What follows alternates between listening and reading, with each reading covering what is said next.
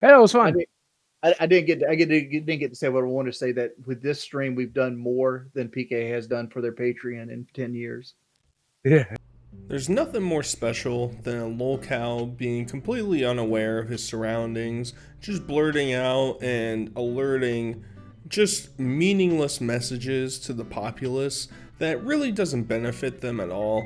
We're gonna see in this video, I know, the last lolcow podcast video I made, I was like, I don't think I'm gonna make another video about this for a while unless something comes up.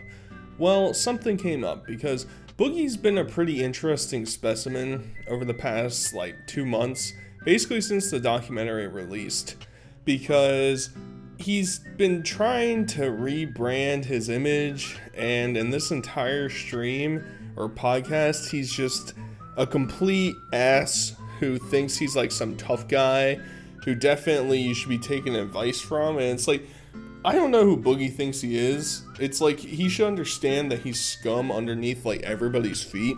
And I think that's part of the problem with this entire podcast is that all these guys kind of don't understand who they are and what they're about. And it's really painful to watch them say some of the things that they do, including this moment, Wings dissing PK still. And it's like, I don't really have a dog in the fight. I didn't watch PKA then, I don't watch PKA now. I really had no affinity to any of the hosts. I watched Woody's gamertag when I was younger a little bit. I watched his Mail Monday series. And I watch FPS Russia a little bit, but I have no dog in the fight. So the fact that he's still talking about this 10 years later, it's like, dude, just move on. Let's just move on. Come on. First, we're going to talk about a Boogie video of him wanting to set the record straight of a YouTube rewind.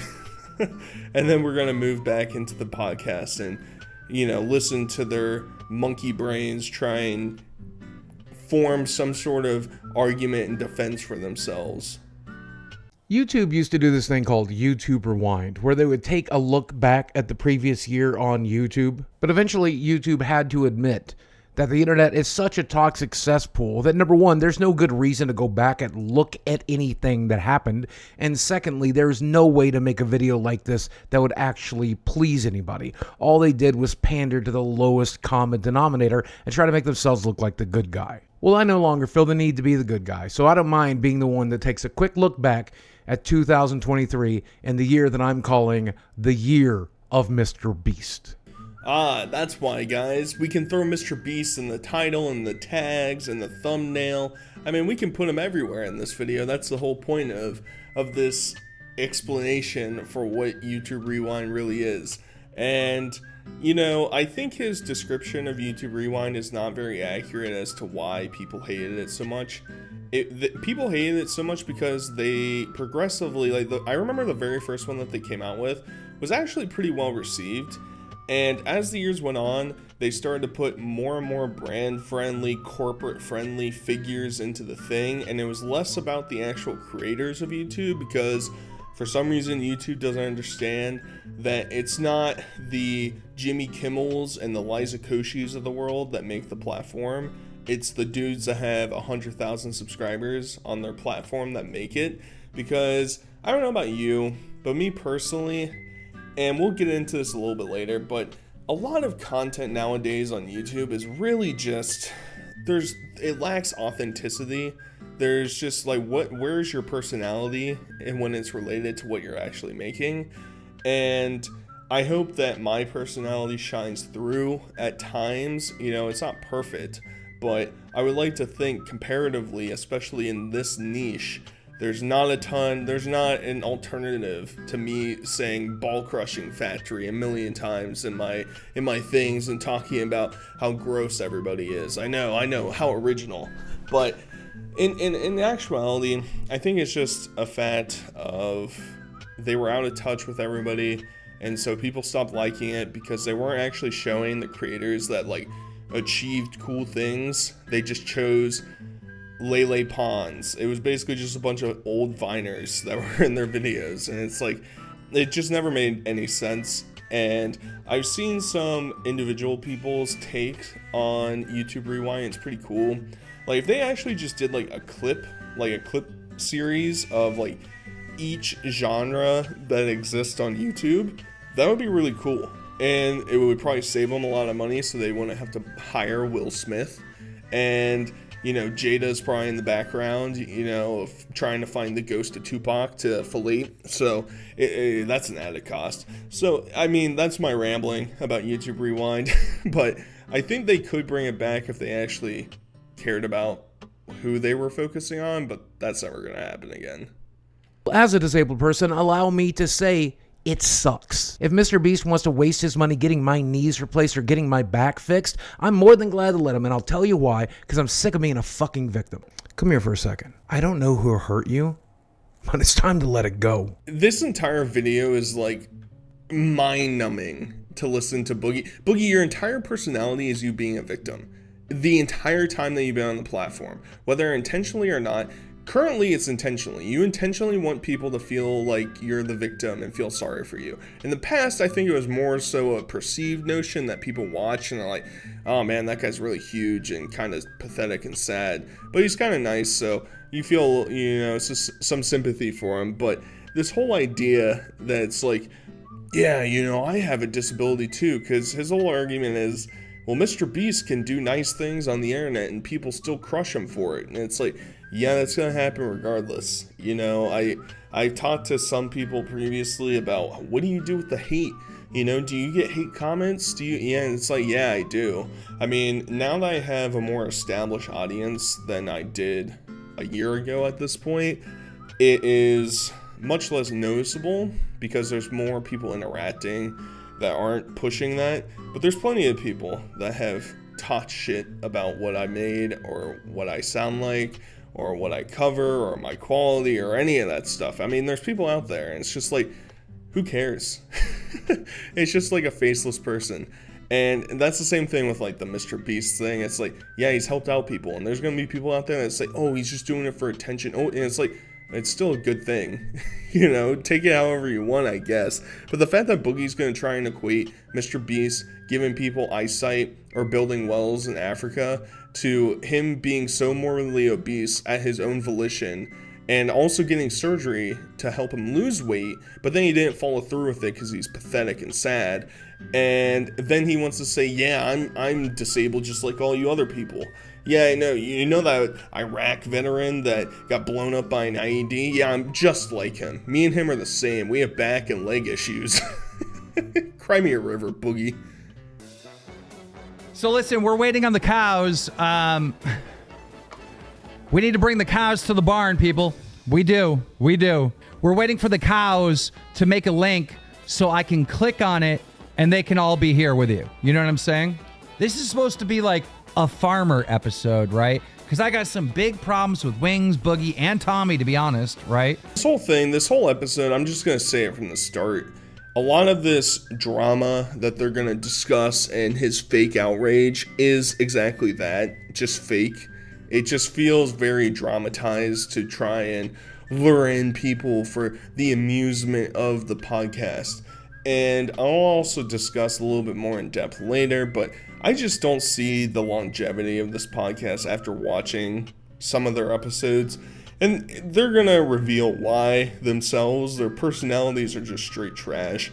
And the more you think about it, it's like you got this weird like clown music going on in the background. It's like I feel like I'm watching some Ringleader inside some like offbeat country road circus that's just recruiting the local hillbillies to come perform.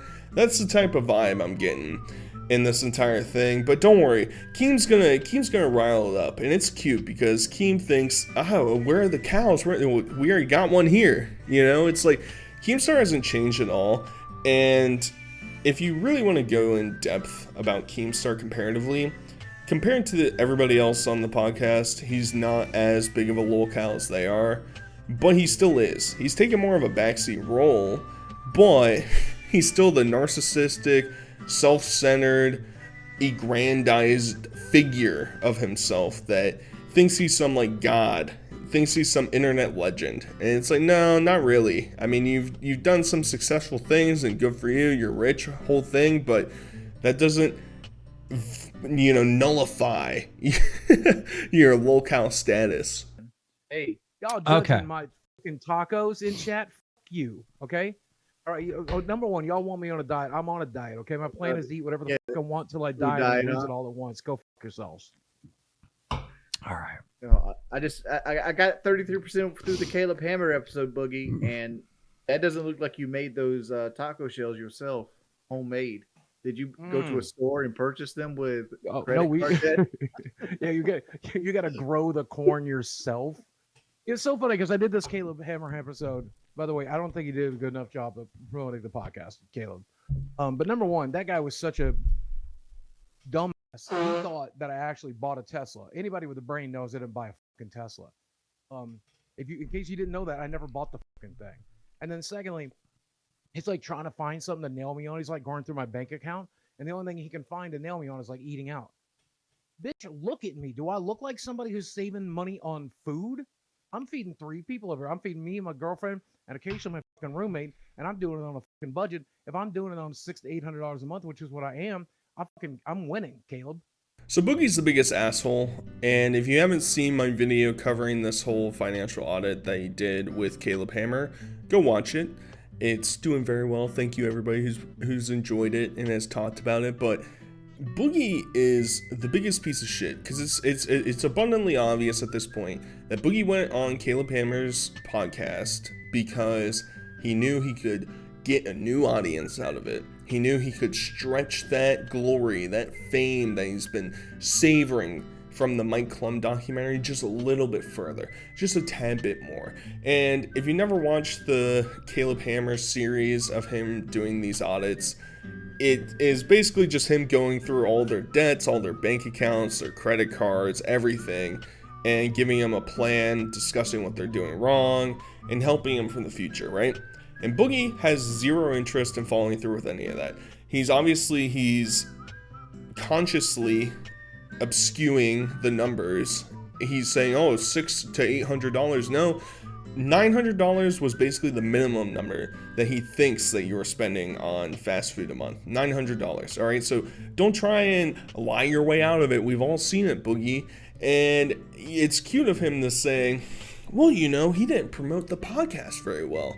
It has almost 1 million views in a week, which is pretty good. I know he's probably referencing the Mike Klum documentary, which got 4.5 million views by now in like a month and a half time. But 1 million views is still much better than any of the other podcasts that or episodes that Caleb's done. So it's already, he probably could have stretched it a little bit more to get, I don't know, close to 2 million around this point, something like that, I don't know. But he's uploading 3 times a week. So it's like how much promotion, he doesn't have enough time to be able to promote it to get that wider audience. But Boogie doesn't care about that. And the whole thing is like, well, he's just, the only thing he could find on me is me spending money on food. He's not trying, this isn't a gotcha. You signed up for it, you fucking idiot. You showed up for it. And you try, and on that podcast, you try and pretend like, yeah, I'm a changed man. I'm listening to what you're saying. You're still the same piece of shit. Just like you said in the episode, you're like, well, yeah, I think I've changed for the better since then. No, you haven't. You suck. You're literally the worst one out of all 3. And if Tommy was here, of all 4. You're the biggest pathetic loser that is out there on the internet at this point. You think you know so much, but you know so little, and I am going to dance on your ashes once your YouTube channel finally crumbles into the pathetic heap of dirt that it truly is. Because guess what, buddy? my job, in air quotes, on this channel is to look around at all your channels and see what content you're uploading. And guess what, buddy? Since you've ran out of those short little clips for your documentary to post on your channel, you're only getting 25,000 views on a video. That's not enough for you to survive, buddy, if your numbers are all right. Surely Boogie wouldn't lie. He wouldn't eschew any numbers here or there, just like he just did. He wouldn't do that.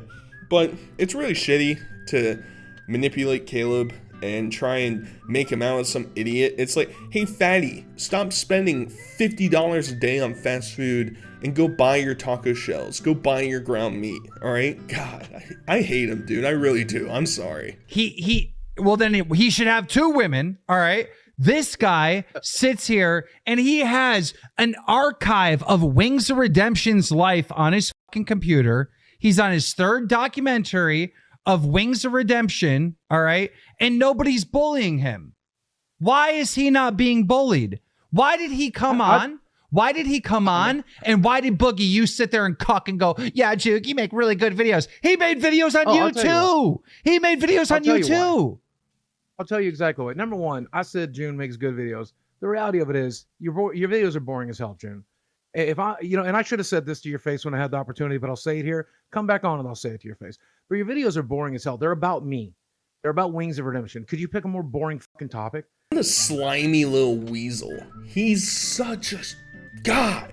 Like, how does anybody watch anything that Boogie does and thinks that he has any redeemable qualities? What is this 20-year-old virgin girlfriend, which we'll get to in a little bit? Think about him. How does she deal with this every single day? Watch him post stuff like this, act like a tough guy. You're only acting tough because you got Keemstar to protect you here. You don't have anybody pushing back. That's the whole point of Tommy. Tommy's whole objective is to show up and push back at all this nonsense that these people spew. But sure, Boogie can just pretend. He's saying a week ago that he thought June the King was so cool, and now that Keemstar says that he's not cool, well, guess what? He sucks and his content's horrible. And I know this is gonna sound a bit hypocritical or ironic coming from me, but if you actually had a consistent point of view with all these people, it's a fact of matter. June, I think, is a little bit different than a lot of the other ones. He's not as much of a content farmer as a lot, I'm not going to name drop, but a lot of other content creators out there. I've gotten so tired of watching, even though they do different people and they're not all overlapping the same topic, I don't want to watch a documentary of somebody every single time. I want some personality built in there. And the whole thing with the Wings documentary, if you've actually watched the June the King documentaries on him, it's probably the most fair he's been with almost anybody. Especially his 3rd part focuses solely on the trolls. It focuses partly on Wings' reaction, how he feeds them, but most of it is on how the trolls are basically living this pathetic lifestyle, and they're just constantly beating the same horse over and over and over again. And I don't want to jump too deep into that pool. I know what the Wings channels and trolls and community have done in the past, but it seems like Wings as a topic has nosedived. A lot of those channels are just not doing super well, and it's not about money watching, it's not about view watching. It's just a fact of the matter. I personally thought that Wings is the most normal of basically all the lolcows that are out there, and it's just like a lazy fat guy. And it's like, how much can you really stretch that? I don't think much, that's why I don't talk about him, but the fact that they're going to be 2-timing assholes the entire time is going to come back and haunt them. I can guarantee without watching of it, most of it is just negative shit, all right? So why are you such a negative person that you want to just talk about negative shit about me? What's going on with your fucking life? I would have fucking went in on him. Bro, this is your platform. This is the fucking Low Cow podcast, all right? This is Revenge of the Nerds, all right? You got fucking Tom, whatever the fuck his name is, all right? Turkey Tom comes on this goddamn thing. These are fucking nerds. These nerds write essays in school, right? And then they go on YouTube and do their little essays. In 1994, the YouTuber Boogie2988 got popular because he was fat and he landed in a pool. They do essays on YouTube. They're talentless. They are the fucking nerds. You guys are the goddamn stars. They write video essays. You're 110% correct. They're doing homework. They're literally on the work doing today. I gotta kick back and give Keemstar a little bit here. We can't completely tear into every guest we get into, because then nobody will come on the show. Yes, they will. And here's where Wings is just hitting the perfect note. Also, Keemstar, it's really rich of you to say, oh yeah, these people are so negative. They're just coming after and attacking you guys all the time. Keemstar, do you have dementia? Do you forget what your entire existence on the internet is? I remember you from the FAG days when you were basically trolling random people online, and then you did Drama Alert. Do you think people forgot about that? Do you think people forgot about all the horrible things that you did while you were the host of Drama Alert? Do you think I forgot that you basically milked Logan and Jake Paul for a year and a half straight, and every other upload was you talking about them? You still do it on Snapchat. You still do Drama Alert on Snapchat, so don't be such a hypocritical piece of shit and not look at the own needle that's stuck inside your eye while you point at everybody else out talking about them. It's like, yeah, sure, I kind of agree with your point of view that, yeah, these guys are just basically, a lot of them nowadays aren't even doing most of the work. They might do some of the research, but they're not doing the editing for the video. They're probably not getting most of the clips for the video. They're probably not writing the script solely at the very least. So they're really just the figure in front of the screen. It's like any charity site that gets Mark Wahlberg to be the head of it. You know, it's like Mark Wahlberg doesn't care about that charity more than likely. He just got paid some money to show up for it. And that's what a lot of these channels are turning out to be. But once again, Wings hits the nail on the head. If you keep attacking every single person that comes on here for criticizing you rightly, because everybody has things to criticize about. And I'm sure if you guys push back, these people probably would respond more even keel than you or Keemstar or whoever. So Wings is right.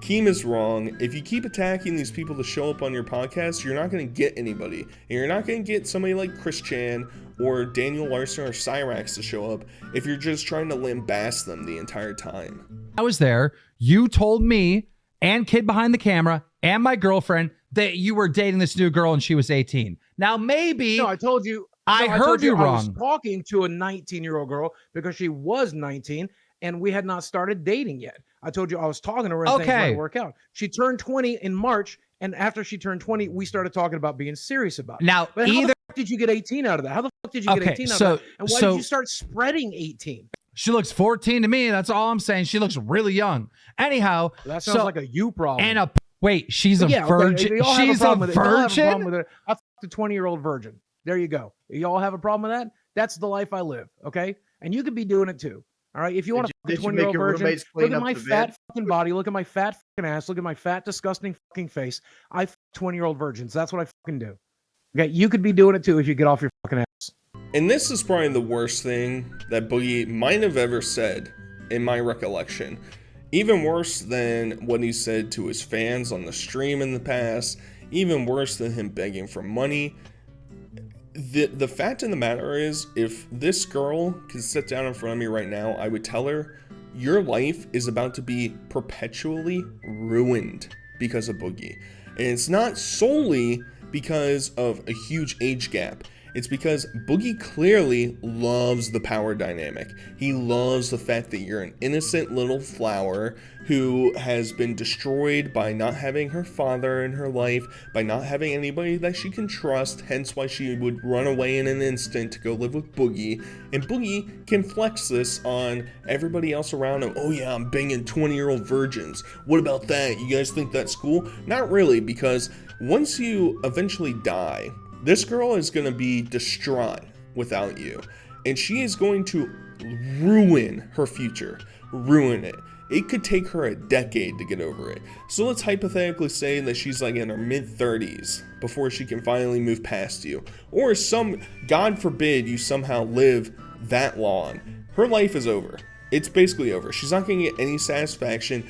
She's not learning anything from you. She's not getting any viable references in order to go out into the job world. I mean, everything about this situation is disgusting, manipulative, and just perverted. It's grotesque. I can't. And Boogie likes to. Well, that's your issue. If you think everybody thinks she looks young, buddy. You would think she looks young if you were hooked up to a lie detector and you were forced to tell the truth. Everybody thinks she looks young. Yes, she's legal age, but you being 50 and her being 20, but her looking like she's 15 is an issue. It's a problem, and you're gross. I've decided to pull up their channel real quick. Their latest episode, 99,000 views 3 days ago. We get those numbers. We've done better. And if you go back like 1, 2, 3 episodes, they had Harley on, one of my favorite people. And the name of the video is called Boogie's Teeth Repo. Okay, these guys are still riding my fucking dick. And think about that. And these are some of the worst people on the planet. I won't speak too ill of Woody, because Woody was always pretty nice to me. But Kyle and these motherfuckers, when I was first on that show, they loved, oh, Boogie, you're an internet legend. We're so glad to have you on. Da, da, da, da. I did that show 4, 5, 6, 7, 8 times. Okay. And as soon as they decide the tide turn against me, that's all they do. I'm looking at the front page here, and in the last 20 some episodes, I see my name 2 or 3 times. And it's sad. Boogie, they clowned on you years ago because you told this unbelievably idiotic story of your former wife getting hit on at a gas station, and you basically walked in and said, she doesn't need a gun, she's got me to protect her. This was pre-surgery, Boogie, by the way. And that is the brain dead, 0 IQ person that we're trying to deal with here. This man thinks that he should be taken so seriously, and I'm not even defending the PKA guys, because yes, I do think they milk Wings unbelievably. I'm sure they milk Boogie too. I don't watch any of it. But to pretend like you're saying that these are the worst people in the entire world. Oh my God, Kyle, what a horrible person. He just sits there and talks about Wings and Boogie because he finds them fascinating. Oh my God, horrible person. Me, yeah, you know, I'm deflowering a girl who is completely vulnerable and doesn't have a father figure and is using me to cope, but nah, they're the horrible person. God, give me 5 minutes in a room alone with him, for the love of God. I've been a try to be nice person in my whole life, and it does not come naturally to me to be a nice person. I'm actually kind of an asshole. My brother's an asshole. My sister's kind of an asshole. My parents were definitely assholes. I was raised by assholes, and I'm kind of an asshole. And so I've always put a lot of effort into trying to be nice. And when I got on the internet, I chose to be nice every single day. I chose to be nice, chose to be nice to these losers, chose to be nice to Wings, chose to be nice to you. Where the fuck did it get me? Who does he think he is? I like that he's using his entire family to cope and protect himself once again. He can't take ownership for his own actions. He has to blame it on his brother and his sister and his parents. That's why he's such an asshole all the time. No, it's not. It couldn't possibly be because I have an inflated ego because I got several million subscribers 10 years ago and have done nothing with it. It can't be that. Surely not. Of course not. And then he just turns around. I'm just going to be nice on the internet the whole time. I'll just be nice and go on the platform. If you were still that fake persona that everybody believed you were a long time ago of the Mr. Rogers of YouTube, if you were actually that person and consistently that person and your mask didn't get revealed, then yeah, you could say that these people suck. But we all know who you actually are. You're garbage. You're garbage. I didn't know This is my dog's dog food. Like I will eat a handful of my dog's dog food with these $30,000 veneers. Oh, that's Kibble bits too. Yeah, here we go. Yo, actually like the stream. I want to see him eat some dog food. Yeah, no, fuck, I don't care. You are. God, it's fucking terrible. Why do my dogs eat this shit? Okay. The bacon wasn't that good? So everything about these clips is like the worst. This is literally, if you remember before iDubbbz was iCucks and he was making, you know, the cop series and he did the Keemstar one, he basically had this whole segment about how Keemstar always overhypes things and over embellishes his reactions.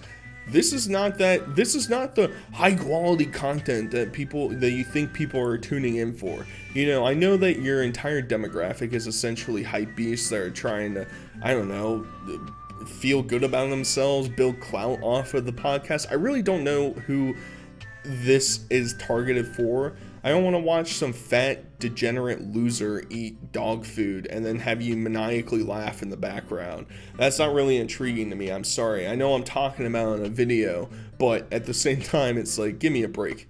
Seriously, this is the content that's going to get you over the top. And I like that Wings and Boogie are both like, yeah, you know, we're pulling similar numbers to PKA, so this is going to be a surefire success. And you know this is going to be a kiss of death because Boogie's probably going to buy something stupid with the extra money that he thinks he can rely on.